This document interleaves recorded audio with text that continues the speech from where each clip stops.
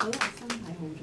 身體好咗。我以前鼻敏感咧，成日都鼻塞塞，有陣時咧會隻耳仔入邊咧會好似有一層嘢聽唔到咁樣，哦即係好似即係唔識形容喎，隻耳仔有一層嘢咁樣咯，好似擋住你聲。係啦咁但係咧我應該係頭即係basic 嗰個 course 嘅時候咧，我已經開始好得意嘅，第一2日咧已經係覺得一路做嘅時候覺得，咦點解個口入邊有啲酸酸地嘅嘢嘅咧？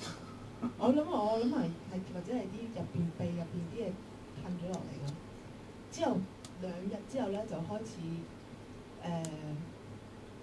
好舒暢喎，吸氣嘅時候呼吸。